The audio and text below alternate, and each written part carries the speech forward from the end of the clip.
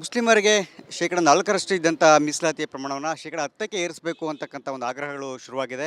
ಈಗಾಗಲೇ ಒಂದು ಮುಸ್ಲಿಂ ಸಂಘಟನೆಯವರು ಸಚಿವ ಜಮೀರ್ ಅಹಮದ್ ಅವರಿಗೆ ಪತ್ರವನ್ನು ಬರೆದಿದ್ದಾರೆ. ಈ ಪತ್ರವನ್ನು ಇದೀಗ ಅಲ್ಪಸಂಖ್ಯಾತರ ಕಲ್ಯಾಣ ಇಲಾಖೆ ಕಾರ್ಯದರ್ಶಿಗೆ ಸಚಿವ ಜಮೀರ್ ಅಹಮದ್ ಅವರು ಕ್ರಮ ವಹಿಸುವಂಥ ಒಂದು ಪತ್ರವನ್ನು ಬರೆದಿದ್ದಾರೆ. ಇದೀಗ ವ್ಯಾಪಕವಾಗಿ ಚರ್ಚೆ ಆಗಿರ್ತಕ್ಕಂಥದ್ದು. ಈ ಕುರಿತಂತೆ ಬಿಜೆಪಿಯ ಶಾಸಕರಾದ ಯಶ್ಪಾಲ್ ಸುವರ್ಣ ಅವರಿದ್ದಾರೆ. ಅವರು ಇದನ್ನು ಯಾವ ರೀತಿ ನೋಡ್ತಾರೆ ಅವ್ರನ್ನ ಕೇಳ್ತಾ ಹೋಗ್ತಾನೆ. ಸರ್ ನಮಸ್ತೆ. ಈ ವಿಚಾರವನ್ನು ಯಾವ ರೀತಿಯಾಗಿ ತಾವು ನೋಡ್ತೀರಿ? ರಾಜ್ಯದಲ್ಲಿ ಈಗಾಗಲೇ ಜಮೀರ್ ಅವರು ಗೊಂದಲವನ್ನು ಬೇರೆ ಬೇರೆ ವಿಚಾರದಲ್ಲಿ ಸೃಷ್ಟಿ ಮಾಡಿದ್ದಾರೆ. ಮತ್ತೊಮ್ಮೆ ರಾಜ್ಯದ ಜನರನ್ನು ದಿಕ್ಕು ತಪ್ಪಿಸುವಂಥ ಪ್ರಯತ್ನಗಳನ್ನು ಈ ಒಂದು ಹೇಳಿಕೆಗಳ ಮೂಲಕ, ಈ ಒಂದು ಪತ್ರ ಬರೆಯುವ ಮೂಲಕ ಮಾಡಿದ್ದಾರೆ. ಸರ್ಕಾರದಲ್ಲಿ ಪ್ರಥಮವಾಗಿ ಈ ಹಿಂದೆ ಆದ ಕಾಮಗಾರಿಗಳಿಗೆ, ಈ ಹಿಂದಿನ ಯೋಜನೆಗಳಿಗೆ ಯಾವುದೆಲ್ಲ ಅನುದಾನ ಬಿಡುಗಡೆ ಮಾಡಿ ಬಾಕಿ ಉಂಟು, ಮೊದಲಿಗೆ ಅದರ ಬಗ್ಗೆ ಕಾಳಜಿ ವಹಿಸುವ ಮೂಲಕ ಆ ಗುತ್ತಿಗೆದಾರರಿಗೆ ಒಂದು ಒಳ್ಳೆ ರೀತಿಯ ವ್ಯವಸ್ಥೆಗಳನ್ನು ಮಾಡುವಂಥ ಒಂದು ಕ್ರಮ ಜರುಗಿಸಲಿಕ್ಕೆ ಅಂತ ಒಂದು ಮಾಧ್ಯಮದ ಮೂಲಕ ನಾನು ಮುಖ್ಯಮಂತ್ರಿಗಳಿಗೆ ಮನವಿ ಮಾಡ್ತೇನೆ. ನಿರಂತರವಾಗಿ ಜಮೀರ್ ಅವರು ಅವರ ಒಂದು ಭಾವನೆಗಳು, ಅವರ ಚಿಂತನೆಗಳು ಏನುಂಟು ಎಂಬುದನ್ನು ಇವತ್ತು ಇಡೀ ರಾಜ್ಯದ ಜನರು ಅರ್ಥಕೊಂಡಿದ್ದಾರೆ. ಏಕೆಂದರೆ ಕೇವಲ ಮುಸ್ಲಿಂ ಅಲ್ಪಸಂಖ್ಯೆ ಅಂತ ಹೇಳೋ ದೃಷ್ಟಿಯಲ್ಲಿ ಇವತ್ತು ನಮ್ಮ ಕರ್ನಾಟಕವನ್ನು ಒಂದು ಬೇರೆ ರೀತಿಯಲ್ಲಿ ಅಂದರೆ ಅವರ ಅಲ್ಪಸಂಖ್ಯೆಯ ಓಲೈಕೆ ಮಾಡುವಂಥ ಕೆಲಸ ಮಾಡ್ತಿದ್ದಾರೆ. ಖಂಡಿತವಾಗಿ ಇದು ಸರಿಯಲ್ಲ. ಪ್ರಥಮತವಾಗಿ ಅಭಿವೃದ್ಧಿಯ ಬಗ್ಗೆ, ವಿಶೇಷವಾಗಿ ಎಲ್ಲ ಯಾವುದೆಲ್ಲ ಮೂಲಭೂತ ಸೌಕರ್ಯಗಳಿರ್ಬೋದು, ಈಗ ವಿವಿಯನ್ನು ಬಂದ್ ಮಾಡುವಂಥ ಕಾರ್ಯಕ್ರಮವನ್ನು ಹಾಕಿಕೊಂಡಿದ್ದಾರೆ. ಬಹುಶಃ ಅದರ ಬಗ್ಗೆ ಚಿಂತನೆ ಮಾಡಿ, ಅದರ ಬಗ್ಗೆ ಒಂದು ಕಾಳಜಿಯಿಂದ ಕೆಲಸ ಮಾಡಿ ಜನರಿಗೆ ಉತ್ತಮ ಆಡಳಿತ ಕೊಡುವ ರೀತಿಯಲ್ಲಿ ಇವರು ಕ್ರಮ ವಹಿಸಲಿ. ಅದು ಬಿಟ್ಟು ಈ ರೀತಿಯ ಗೊಂದಲ ಹೇಳಿಕೆಗಳನ್ನು ಕೊಟ್ಟು ಕೇವಲ ಮುಸ್ಲಿಮರಿಗಾಗಿ ಇರುವಂಥ ಈ ರಾಜ್ಯ ಅಲ್ಲ, ಮುಸ್ಲಿಮರು ಇವತ್ತು ಈ ಮಟ್ಟದಲ್ಲಿ ಬೆಳಿಬೇಕಾದ್ರೆ ಖಂಡಿತವಾಗಿಯೂ ಅವರಿಗೆ ದೊಡ್ಡ ರೀತಿಯ ಸಹಕಾರ ಕಾಂಗ್ರೆಸ್ಸಿಂದ ಸಿಕ್ಕಿದೆ. ಆದರೆ ಇವತ್ತು ಆ ಸಹಕಾರ ಸಿಕ್ಕಿದ್ದನ್ನು ಅವರು ಇವತ್ತು ಮಿಸ್ಯೂಸ್ ಮಾಡುವಂಥ ಕೆಲಸ. ಯಾಕಂದರೆ ಇವತ್ತು ಯಾವುದೇ ರೀತಿಯ ಇಲ್ಲಿ ನಮ್ಮಲ್ಲಿ ರಾಜ್ಯದಲ್ಲಿ ಏನೇ ಅನಾಹುತಗಳಾಗಿರ್ಬೋದು, ಯಾವುದೇ ರೀತಿಯಲ್ಲಿ ಸಮಸ್ಯೆಗಳಾದಾಗ ಅದರಲ್ಲಿ ಮೇಲೆ ಕೈ ಎತ್ತಿದ್ದವರು ಯಾರು ಕೇಳಿದರೆ ಇವತ್ತು ಮುಸ್ಲಿಮರು. ಬಹುಶಃ ಇಂಥ ಒಂದು ಅವರಿಗೆ ಅವಕಾಶ ಕೊಟ್ಟು ಅವ್ರಿಗೆ ಯಾವುದೇ ಅಭಿವೃದ್ಧಿ ಬಗ್ಗೆ ಅವರು ಚಿಂತನೆಗಳನ್ನು ಮಾಡ್ತಿಲ್ಲ. ಅವರ ದುರುದ್ದೇಶ ಏನಂತ ಹೇಳಿದರೆ ಮಸೀದಿಗಳಲ್ಲಿ ಕುತ್ಕೊಂಡು ದೇವಸ್ಥಾನಗಳಿಗೆ ಕಲ್ಪಿಸೋದಿರ್ಬೋದು, ಹಿಂದೂ ಕಾರ್ಯಕರ್ತರ ಮೇಲೆ ಹಲ್ಲೆ ಮಾಡೋದಿರ್ಬೋದು, ಗೋಹತ್ಯೆ ಮಾಡೋದು. ಬಹುಶಃ ಪ್ರಥಮವಾಗಿ ಜಮೀರ್ ಅವರು ಅದರ ಬಗ್ಗೆ ಒಂದು ಜವಾಬ್ದಾರಿ ವಹಿಸಿಕೊಳ್ಳುವ ಮೂಲಕ ಅವರಿಗೆ ಒಂದು ಒಳ್ಳೆ ರೀತಿಯ ಬುದ್ಧಿ ತಿಳಿಯೇಳುವಂಥ ಕೆಲಸ ಮಾಡಿದರೆ ಖಂಡಿತವಾಗಿ ನಮ್ಮ ಕರ್ನಾಟಕ ಒಳ್ಳೆ ನೆಮ್ಮದಿಯಿಂದ ಶಾಂತಿಯುತವಾಗಿರಲಿಕ್ಕೆ ಸಾಧ್ಯ ಉಂಟು. ಅದರಿಂದಾಗಿ ಈ 4% 10% ಇರೋದಕ್ಕಿಂತ ಮೊದಲು ಅಲ್ಲಿ ಎಷ್ಟು ಜನ ಆರೋಪಿಗಳು ಇವಾಗಲೇ ಕೇಸಲ್ಲಿದ್ದಾರೆ ಅವರನ್ನು ಕರೆದು ಅವರಿಗೊಂದು ತಿಳಿಯೇಳುವಂಥ ಕೆಲಸ ಮಾಡಿದರೆ ಒಂದು ಒಳ್ಳೆಯ ನೆಮ್ಮದಿಯಿಂದ ಜನರು ಇರಲಿಕ್ಕೆ ಸಾಧ್ಯವಾಗ್ತದೆ. ಸರ್ಕಾರ ಬಜೆಟ್ನಲ್ಲೂ ಕೂಡ ಹೆಚ್ಚಿನದಾಗಿ ಅಲ್ಪಸಂಖ್ಯಾತರನ್ನು ಓಲೈಕೆ ಮಾಡುವಂತಹ ಮಾಡಿರುವಂತಕ್ಕಂಥ ಒಂದು ಆರೋಪವನ್ನು ಭಾಳ ಗಂಭೀರವಾಗಿ ಆರೋಪಿಸಿದ್ರು. ಇದು ಒಂದು ಕಡೆ ಆದರೆ ಇದೀಗ ಮತ್ತೆ 10% ಏರಿಕೆ ಆಗಿರ್ತದೆ. ಸರ್ಕಾರಕ್ಕೆ ನೇರವಾಗಿ ಮುಖ್ಯಮಂತ್ರಿ ಅವರಿಗೆ ತಾವು ಶಾಸಕರಾಗಿ ಏನು ಹೇಳ್ತೀರಿ? ಸರ್ಕಾರ ಇವತ್ತು ಕಾಂಗ್ರೆಸ್ ಸರ್ಕಾರ ಅಂದರೆ ಅಲ್ಪಸಂಖ್ಯಾತರ ಪರವಾಗಿರುವಂಥ ಸರ್ಕಾರ ಎಂಬುದು ನಮಗೆಲ್ಲರಿಗೂ ಗೊತ್ತುಂಟು. ಅದರಿಂದಾಗಿ ಕಾಂಗ್ರೆಸ್ ಅವರು ಇಷ್ಟರ ತನಕ ಅಲ್ಪಸಂಖ್ಯಾತ ಹೋಲಿಕೆ ಮಾಡಿ ಬಂದವರು ಇದೇನು ವಸ್ತೇನಲ್ಲ. ಆದರೆ ಇದೇ ರೀತಿ ಹೋಲಿಕೆ ಮಾಡ್ತಾ ಹೋದರೆ ಮುಂದಿನ ದಿನಗಳಲ್ಲಿ ಜನರವರಿಗೆ ತಕ್ಕ ಉತ್ತರವನ್ನು ಕೊಡಲಿಕ್ಕಿದ್ದಾರೆ. ಅದರಿಂದಾಗಿ ಮುಖ್ಯಮಂತ್ರಿಗಳು ಕೂಡ ಇದನ್ನು ಪುನರ್ ಪರಿಶೀಲಿಸುವುದು ಸೂಕ್ತ ಅಂತ ನಾನು ಅನಿಸ್ತೀನಿ. Thank you sir, thank you so much. ಇದಿಷ್ಟು ಕೂಡ ಶಾಸಕರಂತ ಯಶ್ಪಾಲ್ ಸುವರ್ಣ ಅವರ ಮತ್ತು ಅವ್ರು ಹೇಳುವಂತೆ ಮುಖ್ಯಮಂತ್ರಿಯವರು ಸಿದ್ದರಾಮಯ್ಯನವರು ಮೊದಲನೇದಾಗಿ ಜಮೀರ್ ಪತ್ರವನ್ನು ಏನು ಬರೆದಿದ್ದಾರೆ ಸರ್ಕಾರಕ್ಕೆ, ಆ ಪತ್ರವನ್ನು ಮರುಪರಿಶೀಲನೆ ಆಗುವಂಥ ಅವಶ್ಯಕತೆ ಇದೆ. ಜೊತೆಗೆ ಇದು ಯಾವುದೂ ಕೂಡ ಸೂಕ್ತ ಅಲ್ಲ ಅಂತಕ್ಕಂಥ ಮಾತನ್ನು ನೇರವಾಗಿ ಹೇಳಿರ್ತಕ್ಕಂಥದ್ದು. ನೋಡೋಣ ಈ ಒಂದು ಮೀಸಲಾತಿ ಹೆಚ್ಚಳ ಪ್ರಮಾಣದ ಒಂದು ಬೇಡಿಕೆ ಏನಿದೆ ಇದು ಮತ್ತೆ ಯಾವೆಲ್ಲ ಸ್ವರೂಪಗಳನ್ನು ಪಡ್ಕೊಳ್ಳುತ್ತೆ ಅನ್ನೋದನ್ನು. ಕ್ಯಾಮ್ರಾ ಪರ್ಸನ್ ಸದಾಶಿವ್ ಜೊತೆ ಸುರೇಶ್, ರಿಪಬ್ಲಿಕ್ ಕನ್ನಡ, ಬೆಂಗಳೂರು. ಮುಸ್ಲಿಮರಿಗೆ ಶೇಕಡ 4ರಷ್ಟು ಇದ್ದಂಥ ಮೀಸಲಾತಿಯ ಪ್ರಮಾಣವನ್ನು ಶೇಕಡ 10ಕ್ಕೆ ಏರಿಸಬೇಕು ಅಂತಕ್ಕಂಥ ಒಂದು ಆಗ್ರಹಗಳು ಶುರುವಾಗಿದೆ. ಈಗಾಗಲೇ ಒಂದು ಮುಸ್ಲಿಂ ಸಂಘಟನೆಯವರು ಸಚಿವ ಜಮೀರ್ ಅಹಮದ್ ಅವರಿಗೆ ಪತ್ರವನ್ನು ಬರೆದಿದ್ದಾರೆ. ಈ ಪತ್ರವನ್ನು ಇದೀಗ ಅಲ್ಪಸಂಖ್ಯಾತರ ಕಲ್ಯಾಣ ಇಲಾಖೆ ಕಾರ್ಯದರ್ಶಿಗೆ ಸಚಿವ ಜಮೀರ್ ಅಹಮದ್ ಅವರು ಕ್ರಮ ವಹಿಸುವಂಥ ಒಂದು ಪತ್ರವನ್ನು ಬರೆದಿದ್ದಾರೆ. ಇದೀಗ ವ್ಯಾಪಕವಾಗಿ ಚರ್ಚೆ ಆಗಿರ್ತಕ್ಕಂಥದ್ದು. ಈ ಕುರಿತಂತೆ ಬಿಜೆಪಿಯ ಶಾಸಕರಾದ ಯಶ್ಪಾಲ್ ಸುವರ್ಣ ಅವರಿದ್ದಾರೆ. ಅವರು ಇದನ್ನು ಯಾವ ರೀತಿ ನೋಡ್ತಾರೆ ಅವ್ರನ್ನ ಕೇಳ್ತಾ ಹೋಗ್ತಾನೆ. ಸರ್ ನಮಸ್ತೆ. ಈ ವಿಚಾರವನ್ನು ಯಾವ ರೀತಿಯಾಗಿ ತಾವು ನೋಡ್ತೀರಿ? ರಾಜ್ಯದಲ್ಲಿ ಈಗಾಗಲೇ ಜಮೀರ್ ಅವರು ಗೊಂದಲವನ್ನು ಬೇರೆ ಬೇರೆ ವಿಚಾರದಲ್ಲಿ ಸೃಷ್ಟಿ ಮಾಡಿದ್ದಾರೆ. ಮತ್ತೊಮ್ಮೆ ರಾಜ್ಯದ ಜನರನ್ನು ದಿಕ್ಕು ತಪ್ಪಿಸುವಂಥ ಪ್ರಯತ್ನಗಳನ್ನು ಈ ಒಂದು ಹೇಳಿಕೆಗಳ ಮೂಲಕ, ಈ ಒಂದು ಪತ್ರ ಬರೆಯುವ ಮೂಲಕ ಮಾಡಿದ್ದಾರೆ. ಸರ್ಕಾರದಲ್ಲಿ ಪ್ರಥಮವಾಗಿ ಈ ಹಿಂದೆ ಆದ ಕಾಮಗಾರಿಗಳಿಗೆ, ಈ ಹಿಂದಿನ ಯೋಜನೆಗಳಿಗೆ ಯಾವುದೆಲ್ಲ ಅನುದಾನ ಬಿಡುಗಡೆ ಮಾಡಿ ಬಾಕಿ ಉಂಟು, ಮೊದಲಿಗೆ ಅದರ ಬಗ್ಗೆ ಕಾಳಜಿ ವಹಿಸುವ ಮೂಲಕ ಆ ಗುತ್ತಿಗೆದಾರರಿಗೆ ಒಂದು ಒಳ್ಳೆ ರೀತಿಯ ವ್ಯವಸ್ಥೆಗಳನ್ನು ಮಾಡುವಂಥ ಒಂದು ಕ್ರಮ ಜರುಗಿಸಲಿಕ್ಕೆ ಅಂತ ಒಂದು ಮಾಧ್ಯಮದ ಮೂಲಕ ನಾನು ಮುಖ್ಯಮಂತ್ರಿಗಳಿಗೆ ಮನವಿ ಮಾಡ್ತೇನೆ. ನಿರಂತರವಾಗಿ ಜಮೀರ್ ಅವರು ಅವರ ಒಂದು ಭಾವನೆಗಳು, ಅವರ ಚಿಂತನೆಗಳು ಏನುಂಟು ಎಂಬುದನ್ನು ಇವತ್ತು ಇಡೀ ರಾಜ್ಯದ ಜನರು ಅರ್ಥಕೊಂಡಿದ್ದಾರೆ. ಏಕೆಂದರೆ ಕೇವಲ ಮುಸ್ಲಿಂ ಅಲ್ಪಸಂಖ್ಯೆ ಅಂತ ಹೇಳೋ ದೃಷ್ಟಿಯಲ್ಲಿ ಇವತ್ತು ನಮ್ಮ ಕರ್ನಾಟಕವನ್ನು ಒಂದು ಬೇರೆ ರೀತಿಯಲ್ಲಿ ಅಂದರೆ ಅವರ ಅಲ್ಪಸಂಖ್ಯೆಯ ಓಲೈಕೆ ಮಾಡುವಂಥ ಕೆಲಸ ಮಾಡ್ತಿದ್ದಾರೆ. ಖಂಡಿತವಾಗಿ ಇದು ಸರಿಯಲ್ಲ.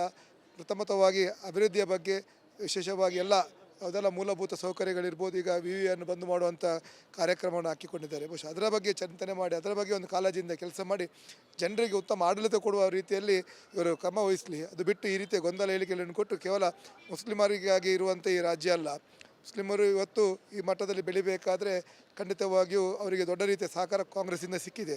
ಆದರೆ ಇವತ್ತು ಆ ಸಹಕಾರ ಸಿಕ್ಕಿದ್ದನ್ನು ಅವರು ಇವತ್ತು ಮಿಸ್ಯೂಸ್ ಮಾಡುವಂಥ ಕೆಲಸ. ಯಾಕಂದರೆ ಇವತ್ತು ಯಾವುದೇ ರೀತಿಯ ಇಲ್ಲಿ ನಮ್ಮಲ್ಲಿ ರಾಜ್ಯದಲ್ಲಿ ಏನೇ ಅನಾಹುತಗಳಾಗಿರ್ಬೋದು, ಯಾವುದೇ ರೀತಿಯಲ್ಲಿ ಸಮಸ್ಯೆಗಳಾದಾಗ ಅದರಲ್ಲಿ ಮೇಲೆ ಕೈ ಎತ್ತಿದ್ದವರು ಯಾರು ಕೇಳಿದರೆ ಇವತ್ತು ಮುಸ್ಲಿಮರು. ಬಹುಶಃ ಇಂಥ ಒಂದು ಅವರಿಗೆ ಅವಕಾಶ ಕೊಟ್ಟು ಅವ್ರಿಗೆ ಯಾವುದೇ ಅಭಿವೃದ್ಧಿ ಬಗ್ಗೆ ಅವರು ಚಿಂತನೆಗಳನ್ನು ಮಾಡ್ತಿಲ್ಲ. ಅವರ ದುರುದ್ದೇಶ ಏನಂತ ಹೇಳಿದರೆ ಮಸೀದಿಗಳಲ್ಲಿ ಕುತ್ಕೊಂಡು ದೇವಸ್ಥಾನಗಳಿಗೆ ಕಲ್ಪಿಸೋದಿರ್ಬೋದು, ಹಿಂದೂ ಕಾರ್ಯಕರ್ತರ ಮೇಲೆ ಹಲ್ಲೆ ಮಾಡೋದಿರ್ಬೋದು, ಗೋಹತ್ಯೆ ಮಾಡೋದಿರ್ಬೋದು. ಬಹುಶಃ ಪ್ರಥಮವಾಗಿ ಜಮೀರ್ ಅವರು ಅದರ ಬಗ್ಗೆ ಒಂದು ಜವಾಬ್ದಾರಿ ವಹಿಸಿಕೊಳ್ಳುವ ಮೂಲಕ ಅವರಿಗೆ ಒಂದು ಒಳ್ಳೆ ರೀತಿಯ ಬುದ್ಧಿ ತಿಳಿಯೇಳುವಂಥ ಕೆಲಸ ಮಾಡಿದರೆ ಖಂಡಿತವಾಗಿ ನಮ್ಮ ಕರ್ನಾಟಕ ಒಳ್ಳೆ ನೆಮ್ಮದಿಯಿಂದ ಶಾಂತಿಯುತವಾಗಿರಲಿಕ್ಕೆ ಸಾಧ್ಯ ಉಂಟು. ಅದರಿಂದಾಗಿ ಈ 4% 10% ಇರೋದಕ್ಕಿಂತ ಮೊದಲು ಅಲ್ಲಿ ಎಷ್ಟು ಜನ ಆರೋಪಿಗಳು ಇವಾಗಲೇ ಕೇಸಲ್ಲಿದ್ದಾರೆ ಅವರನ್ನು ಕರೆದು ಅವರಿಗೊಂದು ತಿಳಿಯೇಳುವಂಥ ಕೆಲಸ ಮಾಡಿದರೆ ಒಂದು ಒಳ್ಳೆಯ ನೆಮ್ಮದಿಯಿಂದ ಜನರು ಇರಲಿಕ್ಕೆ ಸಾಧ್ಯವಾಗ್ತದೆ. ಸರ್ಕಾರ ಬಜೆಟ್ನಲ್ಲೂ ಕೂಡ ಹೆಚ್ಚಿನದಾಗಿ ಅಲ್ಪಸಂಖ್ಯಾತರನ್ನು ಓಲೈಕೆ ಮಾಡುವಂತಹ ಒಂದು ಮಾಡಿದಿರುವಂತಕ್ಕಂಥ ಒಂದು ಆರೋಪವನ್ನು ಭಾಳ ಗಂಭೀರವಾಗಿ ಆರೋಪಿಸಿದ್ರು. ಇದು ಒಂದು ಕಡೆ ಆದರೆ ಇದೀಗ ಮತ್ತೆ 10% ಏರಿಕೆ ಆಗಿರ್ತದೆ. ಸರ್ಕಾರಕ್ಕೆ ನೇರವಾಗಿ ಮುಖ್ಯಮಂತ್ರಿ ಅವರಿಗೆ ತಾವು ಶಾಸಕರಾಗಿ ಏನು ಹೇಳ್ತೀರಿ? ಸರ್ಕಾರ ಇವತ್ತು ಕಾಂಗ್ರೆಸ್ ಸರ್ಕಾರ ಅಂದರೆ ಅಲ್ಪಸಂಖ್ಯಾತರ ಪರವಾಗಿರುವಂಥ ಸರ್ಕಾರ ಎಂಬುದು ನಮಗೆಲ್ಲಿ ಗೊತ್ತುಂಟು. ಅದರಿಂದಾಗಿ ಕಾಂಗ್ರೆಸ್ ಅವರು ಇಷ್ಟರ ತನಕ ಅಲ್ಪಸಂಖ್ಯಾತ ಹೋಲಿಕೆ ಮಾಡಿ ಬಂದವರು ಇದೇನು ವಸ್ತೇನಲ್ಲ. ಆದರೆ ಇದೇ ರೀತಿ ಹೋಲಿಕೆ ಮಾಡ್ತಾ ಹೋದರೆ ಮುಂದಿನ ದಿನಗಳಲ್ಲಿ ಜನರವರಿಗೆ ತಕ್ಕ ಉತ್ತರವನ್ನು ಕೊಡಲಿಕ್ಕಿದ್ದಾರೆ. ಅದರಿಂದಾಗಿ ಮುಖ್ಯಮಂತ್ರಿಗಳು ಕೂಡ ಇದನ್ನು ಪುನರ್ ಪರಿಶೀಲಿಸುವುದು ಸೂಕ್ತ ಅಂತ ನಾನು ಅನಿಸ್ತೇನೆ. Thank you sir, thank you so much. Sir, ಇದಿಷ್ಟು ಕೂಡ ಶಾಸಕರಂತ ಯಶ್ಪಾಲ್ ಸುವರ್ಣ ಅವರ ಮತ್ತು ಅವ್ರು ಹೇಳುವಂತೆ ಮುಖ್ಯಮಂತ್ರಿಯವರು ಸಿದ್ದರಾಮಯ್ಯನವರು ಮೊದಲನೇದಾಗಿ ಜಮೀರ್ ಪತ್ರವನ್ನೇ ಏನು ಬರೆದಿದ್ದಾರೆ ಸರ್ಕಾರಕ್ಕೆ, ಆ ಪತ್ರವನ್ನು ಮರುಪರಿಶೀಲನೆ ಆಗುವಂಥ ಅವಶ್ಯಕತೆ ಇದೆ. ಜೊತೆಗೆ ಇದು ಯಾವುದೂ ಕೂಡ ಸೂಕ್ತ ಅಲ್ಲ ಅಂತಕ್ಕಂಥ ಮಾತನ್ನು ನೇರವಾಗಿ ಹೇಳಿರ್ತಕ್ಕಂಥದ್ದು. ನೋಡೋಣ ಈ ಒಂದು ಮೀಸಲಾತಿ ಹೆಚ್ಚಳ ಪ್ರಮಾಣದ ಒಂದು ಬೇಡಿಕೆ ಏನಿದೆ ಇದು ಮತ್ತೆ ಯಾವೆಲ್ಲ ಸ್ವರೂಪಗಳನ್ನು ಪಡ್ಕೊಳ್ಳುತ್ತೆ ಅನ್ನೋದನ್ನು. ಕ್ಯಾಮ್ರಾ ಪರ್ಸನ್ ಸದಾಶಿವ್ ಜೊತೆ ಸುರೇಶ್, ರಿಪಬ್ಲಿಕ್ ಕನ್ನಡ, ಬೆಂಗಳೂರು. ಮುಸ್ಲಿಮರಿಗೆ 4% ಇದ್ದಂಥ ಮೀಸಲಾತಿಯ ಪ್ರಮಾಣವನ್ನು 10% ಏರಿಸಬೇಕು ಅಂತಕ್ಕಂಥ ಒಂದು ಆಗ್ರಹಗಳು ಶುರುವಾಗಿದೆ. ಈಗಾಗಲೇ ಒಂದು ಮುಸ್ಲಿಂ ಸಂಘಟನೆಯವರು ಸಚಿವ ಜಮೀರ್ ಅಹಮದ್ ಅವರಿಗೆ ಪತ್ರವನ್ನು ಬರೆದಿದ್ದಾರೆ. ಈ ಪತ್ರವನ್ನು ಇದೀಗ ಅಲ್ಪಸಂಖ್ಯಾತರ ಕಲ್ಯಾಣ ಇಲಾಖೆ ಕಾರ್ಯದರ್ಶಿಗೆ ಸಚಿವ ಜಮೀರ್ ಅಹಮದ್ ಅವರು ಕ್ರಮ ವಹಿಸುವಂಥ ಒಂದು ಪತ್ರವನ್ನು ಬರೆದಿದ್ದಾರೆ. ಇದೀಗ ವ್ಯಾಪಕವಾಗಿ ಚರ್ಚೆ ಆಗಿರ್ತಕ್ಕಂಥದ್ದು. ಈ ಕುರಿತಂತೆ ಬಿಜೆಪಿಯ ಶಾಸಕರಂತ ಯಶ್ಪಾಲ್ ಸುವರ್ಣ ಅವರಿದ್ದಾರೆ. ಅವರು ಇದನ್ನು ಯಾವ ರೀತಿ ನೋಡ್ತಾರೆ ಅವ್ರನ್ನ ಕೇಳ್ತಾ ಹೋಗ್ತಾನೆ. ಸರ್ ನಮಸ್ತೆ, ಈ ವಿಚಾರವನ್ನು ಯಾವ ರೀತಿಯಾಗಿ ತಾವು ನೋಡ್ತೀರಿ?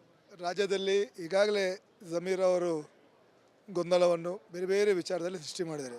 ಮತ್ತೊಮ್ಮೆ ರಾಜ್ಯದ ಜನರನ್ನು ದಿಕ್ಕು ತಪ್ಪಿಸುವಂಥ ಪ್ರಯತ್ನಗಳನ್ನು ಈ ಒಂದು ಹೇಳಿಕೆಗಳ ಮೂಲಕ, ಈ ಒಂದು ಪತ್ರ ಬರೆಯುವ ಮೂಲಕ ಮಾಡಿದ್ದಾರೆ.